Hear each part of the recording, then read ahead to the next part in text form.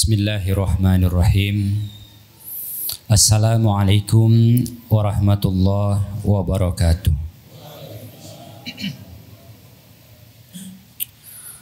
Alhamdulillahi rabbil alamin, alladzi hadana lil imani wal islam wa khassana bi syariati Muhammadin khairil anam. Ashhadu an la ilaha illallah wahdahu la syarikalah wa ashhadu anna Muhammadan abduhu wa rasuluhu al-mab'utsu bi khairil adyan. Allahumma salli ala Muhammadin wa ala alihi wa ashabihi ajmain, amma ba'du. Alhamdulillah, bapak-bapak, ibu-ibu, saudara-saudari, kaum muslimin dan muslimat, jamaah Maghrib Masjid Jenderal Sudirman yang insya Allah kita semua dimuliakan oleh Allah. Salawat dan salam semoga tetap tercurah kepada junjungan kita Nabiullah Muhammad sallallahu alaihi wasallam. Alhamdulillah, Bapak Ibu yang berbahagia, kita kembali diberikan oleh Allah berbagai limpahan rahmat dan nikmatnya, sehingga pada kesempatan yang berbahagia ini kita bisa hadir bersama-sama dalam suasana yang bahagia seperti ini, dalam keadaan sehat walafiat sambil mengikuti pengajian. Mudah-mudahan semua usaha yang kita lakukan bernilai pahala dan ibadah di sisi Allah Subhanahu wa ta'ala. Bapak Ibu yang berbahagia, di kesempatan yang berbahagia ini kita sudah sampai di ayat yang ke-23 di surat Ali Imran. Kalau panjenengan masih ingat, di pertemuan yang sebelumnya pada ayat 22 Allah berfirman, A'udzu billahi minasyaitonir rajim, ulaika alladzina habitat a'maluhum fid dunya wal akhirah wa ma lahum min nasirin. Jadi ayat itu berbicara tentang dua kerugian besar yang akan dialami oleh orang-orang yang membangkang, menentang ayat-ayat Allah. Dan di ayat 23 nanti itu berbicara soal, ya saya memberinya judul gen pembangkang. Artinya apa? Apa sih yang menyebabkan manusia itu ingkar dan membangkang terhadap perintah Allah Subhanahu wa ta'ala?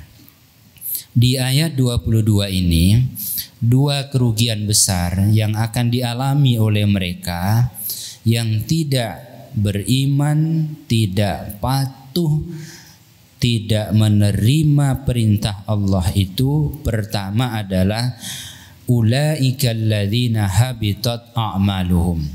Mereka adalah orang-orang yang usahanya di dunia sia-sia.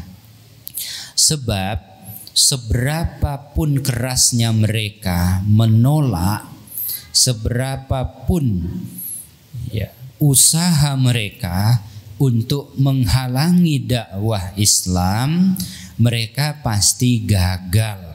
Dan itu fakta sudah membuktikan umat Islam dalam sepanjang sejarahnya tidak pernah hilang dari permukaan bumi ini. Bahkan kemarin kita sudah membahas dari tahun ke tahun, dari waktu ke waktu, umat ini terus bertambah jumlahnya.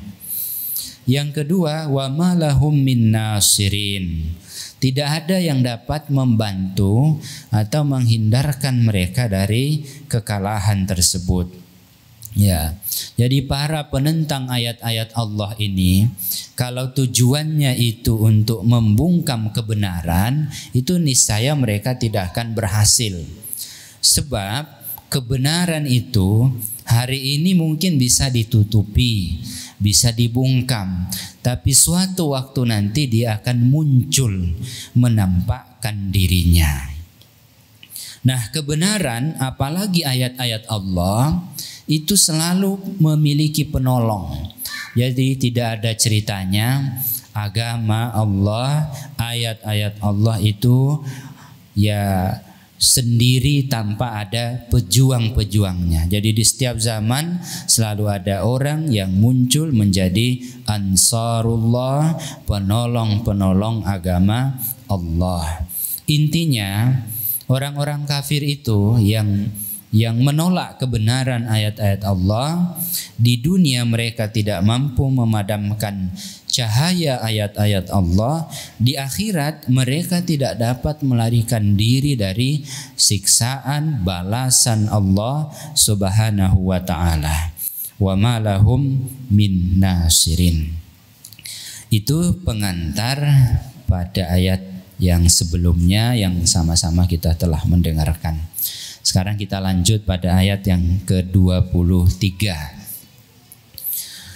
Allah berfirman, alam tara ilal ladina utu nasiban minal kitabi yud'auna ila kitabillahi liyahkuma bainahum thumma yatawalla fariqum minhum wa hum mu'ridun.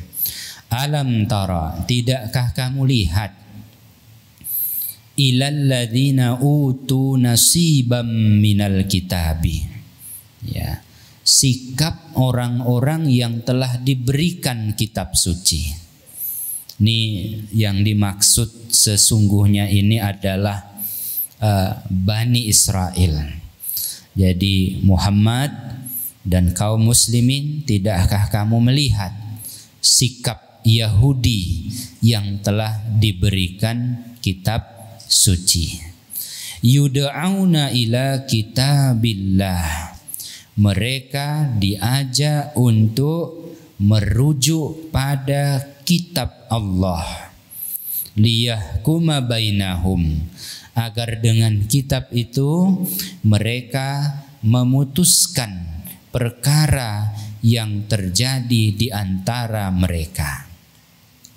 Thumma yatawalla fariqum minhum, tapi yang terjadi adalah sebagian dari mereka itu berpaling, yatawalla, enggan. Jadi enggan menjadikan kitab sucinya sebagai petunjuk, sebagai hakim, sebagai pemutus. Wahum mu'ridun, dan mereka itu adalah orang-orang yang berpaling seraya menolak kebenaran. Bapak-bapak, ibu-ibu rahimakumullah, ayat ini ya semacam teguran halus begitu kepada kita semua ya, yang kira-kira diberikan kitab suci tetapi enggan menjadikan kitab suci itu sebagai hudan, sebagai petunjuk. Oleh Quran disebutkan, tidakkah kamu ketahui bahwa dulu pernah ada umat yang telah diberikan kitab suci tapi mereka enggan menjadikan kitab itu sebagai petunjuk, sebagai hudan. Nah, untuk mengantarkan kita pada pemahaman ayat ini 23 surat Ali Imran, kiranya perlu juga kita melihat pandangan mufasir-mufasir yang sudah ada. Ya, saya mengutipkan dua mufasir, pertama adalah Al-Mawardi, yang kedua Ar-Razi. Saya memberikan kesimpulan dari pembacaan saya terhadap dua pandangan mufasir tersebut, bahwa di dalam tafsir Al-Mawardi itu disebutkan bahwa ayat ini sesungguhnya bercerita tentang orang-orang Yahudi ya, yang menolak kenabian Muhammad sallallahu alaihi wasallam. Juga tentang mereka yang mengarang asal usul Nabiullah Ibrahim alaihi salam, termasuk juga mereka orang-orang Yahudi yang pada saat itu tidak mau berhukum kepada kitab Taurat.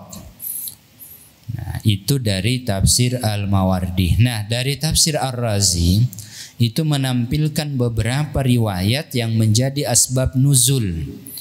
Asbab nuzul itu masing-masing menjelaskan dari ketiga hal yang tadi disampaikan oleh Imam Al-Mawardi. Pertama, bahwa berkaitan dengan perzinahan yang dilakukan oleh sepasang laki-laki dan perempuan yang memiliki nasab terpandang di tengah kaumnya. Ketika Nabi ditanya mengenai hal itu, Nabi menjawab, keduanya harus dirajam. Rupa-rupanya keputusan Nabi tersebut membuat kaum Yahudi tidak berkenan. Kemudian Nabi mengajak mereka untuk membuka kitab Taurat. Nah, ini kasus yang pertama. Bertanya, lalu dijawab. Setelah dijawab, ternyata juga enggan menerima, melaksanakan jawaban penjelasan dari Nabi. Yang kedua, menyangkut sebuah kejadian di mana Nabi berada pada sebuah madrasah. Ya, saya membahasakan begitu, sebuah madrasah milik Yahudi, yang mana Nabi mengajak mereka untuk masuk Islam. Lalu mereka bertanya, tapi pertanyaan itu seolah-olah nadanya itu merendahkan Nabi. Mereka bertanya kepada Nabi, kepada agama siapa engkau mengajak kami? Ya, maksudnya bangsa Arab ini kan diantara sebutan untuk mereka itu adalah bangsa yang ummi. Ya, bangsa yang tidak punya kitab suci, berbeda dengan Yahudi. Ketika Nabi Muhammad yang statusnya sebagai orang Arab mengajak Yahudi ini untuk memeluk agama Islam, maka kan mereka bertanya, yang pertanyaan itu merendahkan, loh, memang kamu punya agama? Kira-kira begitu. Diajak untuk Islam, lalu jawabannya, pertanyaannya adalah, loh, memang Anda punya agama, kok ngajak kami beragama? Jadi itu pertanyaan yang nadanya merendahkan. Nabi kemudian menjawab, itu agamanya Ibrahim. Nah, lalu mereka menimpali Ibrahim juga. Ibrahim itu bukan Islam, Ibrahim itu agamanya Yahudi. Maka Nabi membantah mereka dan meminta mereka untuk membuka kitab Taurat. Nah, itu peristiwa yang kedua. Peristiwa yang ketiga itu berkaitan dengan sikap orang Yahudi yang selalu mengingkari kerasulan Nabiullah Muhammad sallallahu alaihi wasallam. Padahal informasi soal Nabi Muhammad ini ada di dalam kitab mereka sendiri. Karena ada di dalam kitab mereka, maka Nabi memerintahkan mereka untuk merujuk pada kitab Tauratnya. Bapak Ibu yang berbahagia, maka merujuk pada asbabul wurud tersebut, ya, saya kemudian memberikan tema ayat ini sebagai gen pembangkang. Gen pembangkang itu cirinya mengingkari meski sudah tahu. Jadi mengingkari meski mengetahui, membenci meski mengakui. Ya, Yahudi kan begitu. Mengakui kerasulan Muhammad itu sebenarnya tahu, tapi mereka bencinya luar biasa. Yang kemudian jumawa meski kerdil. Jadi bangsa Yahudi sebetulnya juga sudah menyadari bahwa dengan kehadiran Nabi terakhir, Khatamul Anbiya wal Mursalin, ini pertanda berakhirnya era mereka. Tetapi mereka tetap jumawa, termasuk kepada Nabi sallallahu alaihi wasallam. Nah, bapak-bapak, ibu-ibu, hadirin wal hadirat rahimakumullah. Terdapat 3 tantangan yang dihadapi manusia untuk menerima kebenaran. Jadi ini manusia secara umum, tidak merujuk kepada satu golongan. Jadi ada 3 penyebab yang membuat manusia itu susah, bahkan tidak bisa menerima kebenaran. Ya, 3 itu kita sebutkan satu persatu. Kita urut mulai dari yang paling rendah. Yang pertama adalah kebodohan. Nah, dalam bahasa Arab, bodoh itu memiliki kesamaan makna dengan al-jahlu. Al-jahlu kita artikan dengan ketidaktahuan atau ketidakmengertian. Al-jahlu yang paling ringan itu adalah di mana seseorang tidak mengetahui tentang sesuatu. Misalnya saya bertanya, "Pak, apakah Bapak tahu di mana Masjid Jenderal Sudirman itu?" Tidak tahu dia, dan betul-betul tidak tahu. Nah, al-jahlu yang di atasnya adalah al-jahlu yang pertengahan, yaitu mereka yang mengaku tahu padahal pengetahuannya itu salah. Pak, tahu nggak di mana yang Masjid Jenderal Sudirman itu?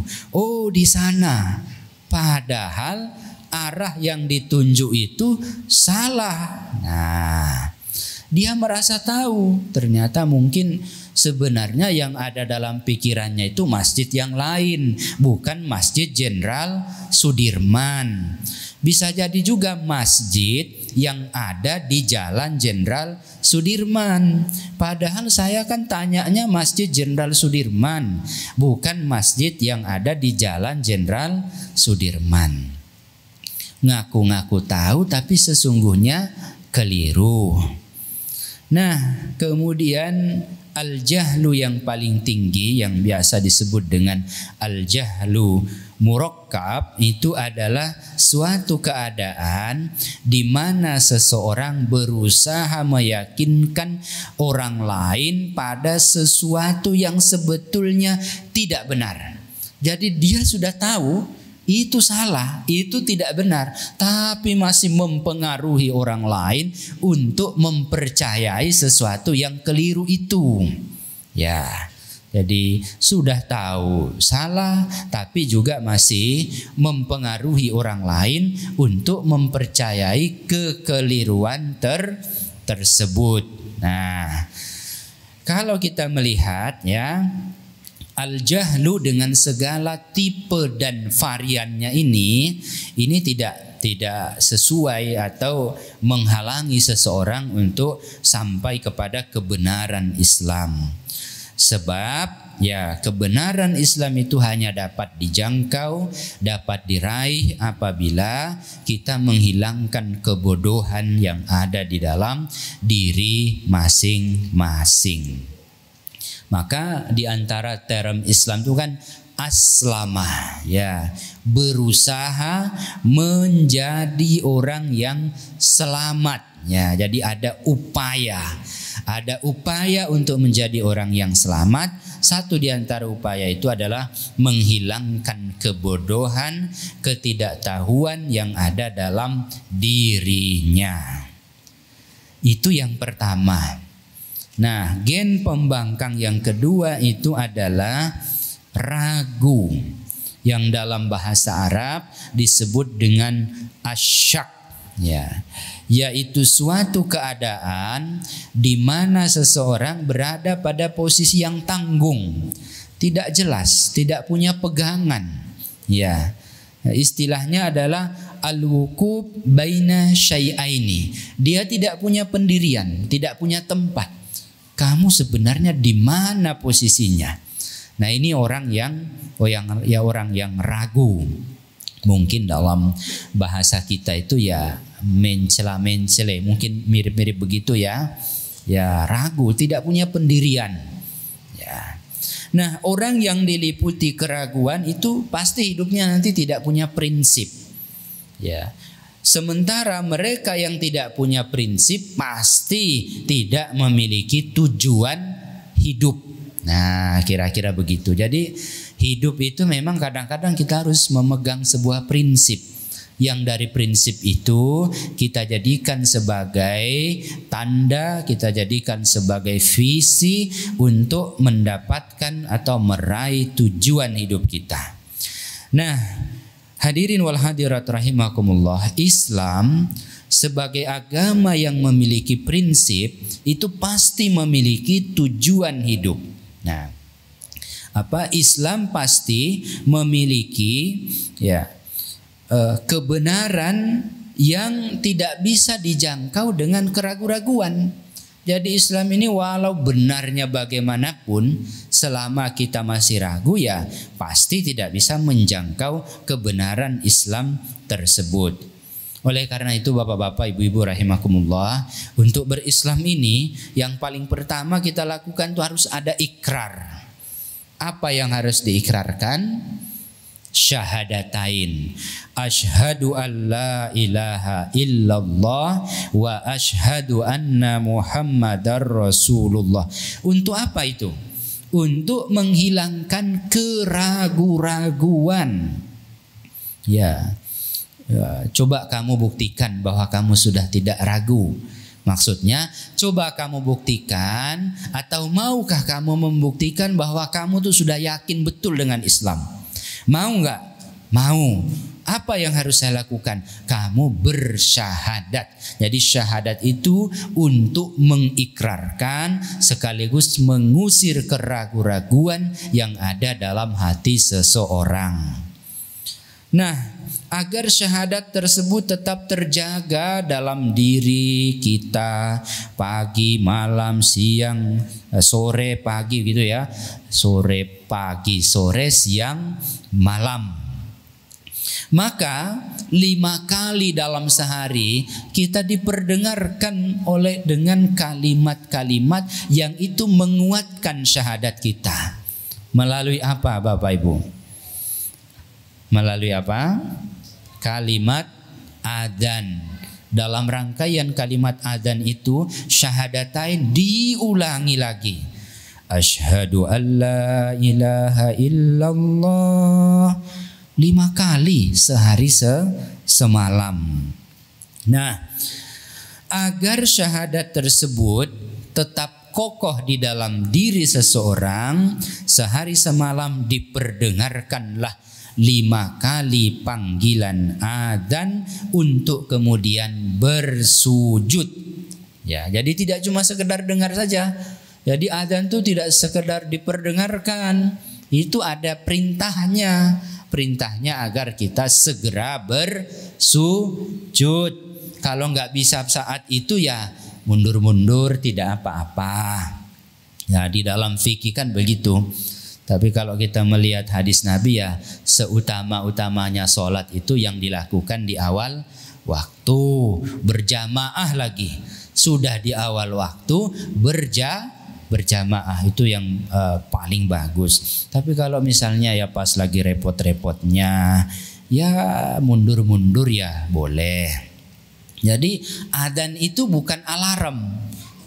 Selain dia alarm, dia ada juga perintah. Untuk apa? Segeralah bersujud. Bersujudnya pun bukan sujud sendiri-sendiri. Sujudnya sujud berjamaah. Agar apa? Agar energi positif yang ada di antara muslim itu saling mengalir di dalam jamaah itu. Nah, bapak-bapak, ibu-ibu rahimakumullah. Nah, selanjutnya lagi, agar kita berislam tidak hanya di masjid, maka kita juga harus berpuasa. Puasa itu latihan menahan. Tidak sekedar latihan menahan lapar dan haus, tapi yang juga tidak kalah pentingnya adalah menahan diri dari hal-hal yang dapat mengganggu hubungan kita dengan sesama manusia. Misalnya lisan dijaga. agar tidak melukai orang lain. Syahwat juga harus dikendalikan, karena kalau syahwat ini diumbar, ini betul-betul bisa menghancurkan kita semua. Nah, setelah itu agar keislaman kita betul-betul terbukti tidak hanya pada pribadi, kalau puasa itu kan lebih banyak ke individu ya. Maka kita juga diminta untuk mengeluarkan zakat. Ini bukti sosialnya. Zakat itu secara fikih 2,5%. Tetapi ya sebenarnya itu hanya pesan tersuratnya. Pesan tersiratnya adalah bahwa kita dalam hidup ini harus berbagi dengan orang lain. Nah, harus berbagi dengan orang lain dan harus sadar bahwa dunia ini sebetulnya hanyalah tempat mampir. Mampir untuk apa? Mampir untuk beramal. Ya, mampir untuk beramal. Beramal itu nanti macam-macam. Tentu panjenengan semua tentu lebih paham. Nah, setelah itu pada waktunya nanti kita akan meneruskan perjalanan.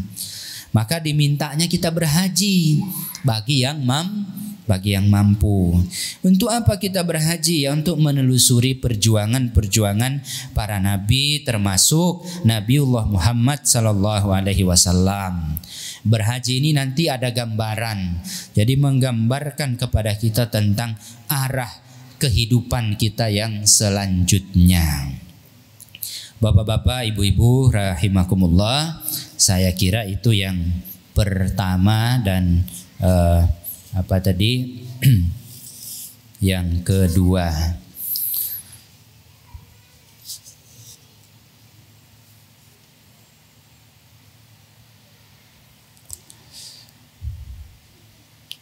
Kemudian kita pertama tadi adalah kebodohan. Yang kedua adalah keraguan. Kemudian yang ketiga itu adalah menolak kebenaran. Jadi orang meskipun sudah meyakini sesuatu bahwa itu benar, kadang-kadang juga masih ditolak. Mengapa ditolak? Karena memang enggan. Jadi sudah dasarnya memang tidak ingin mengakui. Kenapa tidak ingin mengakui? Ya biasanya karena ada rasa kalau mengakui kebenaran maka itu nanti bisa-bisa jatuh martabatnya. Maka di dalam kehidupan kita sehari-hari, di dalam berislam ini sebetulnya apa sih yang dibutuhkan? Yang dibutuhkan adalah ketulusan kita, keikhlasan kita, kebersihan hati kita untuk menjadi seorang muslim. Sebab kalau tidak begini maka akan bermunculan alasan-alasan untuk tidak patuh kepada Allah Subhanahu wa taala. Maka kembali lagi kepada ayat ini, di ayat 23 surat Ali Imran, alam tara ilal ladzina utu nasiban minal kitabi yud'auna ila kitabillah. Ayat ini memberikan gambaran kepada kita semua bahwa wahai umat Islam, wahai Muhammad, kalian yang telah diberikan kitab suci, jangan seperti perilakunya orang-orang Yahudi, yang mana mereka memiliki kitab suci tapi tidak menjadikan kitab itu sebagai pedoman. Nah, kalau kita lihat di dalam ajaran Islam ini sebetulnya sudah lengkap. Kita punya Quran, kita punya hadis-hadis yang itu diriwayatkan dengan jalur periwayatan yang kuat. Jadi tidak ada lagi alasan untuk kita ragu, bahkan kemudian tidak ada alasan untuk bodoh, tidak ada alasan untuk ragu, dan tidak ada alasan untuk membangkang pada kebenaran agama Islam. Kalau kita lihat Islam yang sedemikian ini, kalau kita bagi, itu kan ada aspek akidahnya, Aspek akidah ini mengatur apa? Mengatur semua keyakinan kita yang berkaitan dengan Allah. Ya, di dalam akidah ini ya ada syukur, ada sabar, ada ridho. Jadi akidah itu urusannya tentang keyakinan. Dan di antara yang dapat merusak akidah kita itu adalah kesyirikan. Syirik itu adalah perbuatan menyekutukan Allah. Pelakunya disebut musyrik. Nah, jadi itu akidah. Jadi Islam yang kita lihat seperti ini kalau diklasifikasikan, pertamanya itu adalah ajaran Islam yang berkaitan dengan akidah. Yang kedua, ada juga ajaran Islam yang berkaitan dengan ibadah. Yang mana itu, Pak? Ya, yang ritual-ritual itu. Ibadah ritual ini nanti terangkum di dalam rukun Islam. Kemudian yang ketiga, ada yang disebut dengan akhlak. Akhlak itu adalah baik dan buruk, patut dan tidak patut. Jadi seorang muslim itu kalau akidahnya sudah bagus, nanti ibadahnya juga bagus. Ya, karena akidahnya bagus, maka ketika waktunya dia ibadah, dia beribadah. Ketika waktunya sholat, ya sholat. Waktunya puasa, ya puasa. Waktunya haji, ya haji. Ya daftar dulu ya. Waktunya sudah bisa daftar, ya daftar. Itu buah dari kelurusan, kemurnian akidah seseorang. Kalau akidahnya tidak bagus, Pak, walau hartanya melimpah, itu ya tidak akan daftar-daftar. Ya tergantung nanti daftarnya mau yang antri lama atau mau yang cepat atau bahkan super cepat. Nah, itu tergantung kemampuan masing-masing orang. Nah, jadi akidah ibadah. Setelah kita beribadah kepada Allah, juga ada sosial, itu namanya akhlak. Maka orang yang akidahnya bagus nanti tercermin pada ibadahnya yang baik. Orang yang akidahnya bagus tercermin pada ibadahnya yang baik, lalu kemudian dibuktikan dalam akhlak, perilaku kehidupannya sehari-hari. Jadi tiga hal itu tidak berdiri sendiri. Tidak bisa orang itu mengaku ibadahnya bagus tapi akhlaknya tidak baik. Ya kan? Sujudnya lama. Tapi begitu keluar dari masjid, sendalnya pindah sedikit saja, orang yang ada di situ dimarah-marah, dituduh dan lain itu contohnya, contoh. Sujudnya lama, bahkan takbirnya mungkin berkali-kali. Sekali takbir belum pas, 2 kali belum, 3 kali takbir. Tapi nanti setelah sholat di tengah perjalanan ya melakukan hal-hal yang tidak pas, akhlaknya tidak baik, akhlaknya bukan akhlak mahmudah, itu juga tidak bisa. Jadi 3 hal itu, bahkan 4 hal nanti itu saling keterpengaruhan, berkaitan antara satu dengan yang lain. Nah, setelah akidahnya bagus, ya, ibadahnya juga baik, akhlaknya juga mulia. Berikutnya apa, Pak, Islam itu? Ada yang disebut dengan muamalah. Muamalah itu adalah hubungan kebendaan antara seorang dengan orang lain. Bahkan inilah puncak dari pembuktian iman seseorang. Jadi bagusnya iman seseorang, ibadah seseorang, akhlak seseorang itu nanti dibuktikan saat dia bermuamalah. Ya, muamalah itu contohnya apa, Pak? Jual beli. Ya, kalau menjual yang jujur, tidak mengurangi timbangan. Nggak bisa, Pak, imannya bagus tapi mengurangi timbangan tuh nggak bisa, itu nggak ketemu. Kalau imannya bagus mesti timbangannya pas, takarannya pas, tidak akan dikurangi. Sebab apa? Menakar dengan pas atau tidak mengurangi timbangan itu bagian dari perintah agama. Apalagi pinjam meminjam. Kalau sudah waktunya mengembalikan ya dikembalikanlah.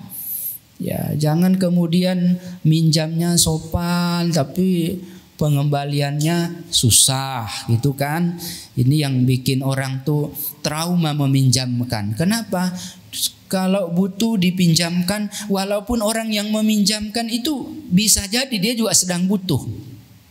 Tapi karena sudah datang menyampaikan keluh kesahnya, ya sudah mungkin dia lebih butuh kita pinjamkan. Tapi hari berganti hari, bulan berganti bulan, tahun, seolah-olah kok dia lupa.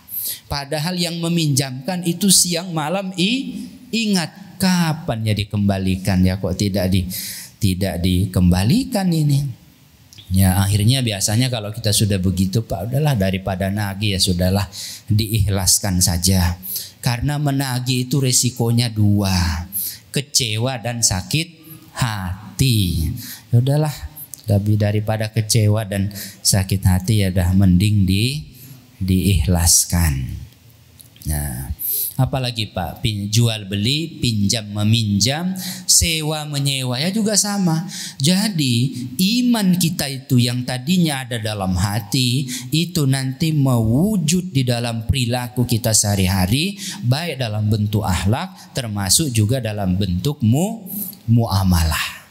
Oleh karena itu Bapak Ibu yang berbahagia, sekali lagi tidak ada alasan kita untuk tidak menerima Islam ini secara baik. Kalaupun sampai ada yang menentang ayat-ayat Allah, menentang kebenaran Islam, itulah pasti karena kebodohan atau karena keraguan-raguan atau karena memang pembangkangan yang ada di dalam dirinya.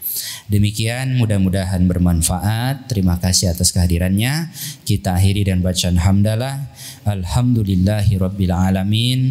Assalamualaikum warahmatullahi wabarakatuh.